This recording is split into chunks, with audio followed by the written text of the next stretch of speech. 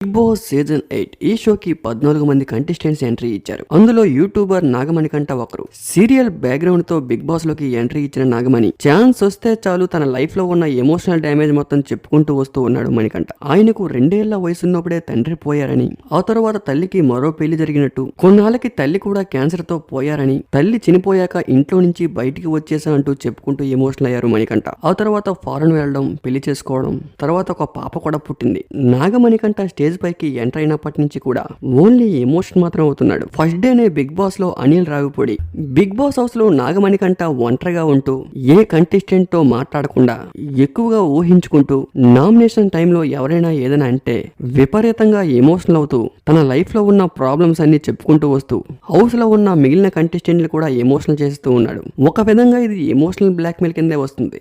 ఎందుకంటే ప్రతి ఒక్కరి లైఫ్ లో బ్యాడ్ స్పేస్ అనేది కామన్. కష్టాలు లేకుండా ఏ మనిషి కూడా లైఫ్ లీడ్ చేయలేరు. ఆ కష్టాల్ని మనం రిసీవ్ చేసుకునే విధానం బట్టే మన లైఫ్ ఫ్యూచర్ ఎలా ఉంటుంది అనేది ఆధారపడుతూ ఉంటుంది. ప్రపంచంలో ఎవరికి లేవు కష్టాలు? బిగ్ బాస్ లో ఉండే కంటెస్టెంట్స్ కి లేవా? బిగ్ బాస్ ని హోస్ట్ చేసే నాగార్జునకు లేవా? బిగ్ బాస్ చూసే కొన్ని కోట్ల మంది ప్రజలకు లేవా? మన వీడియోని చూస్తున్న ఆడియన్స్ కి లేవా?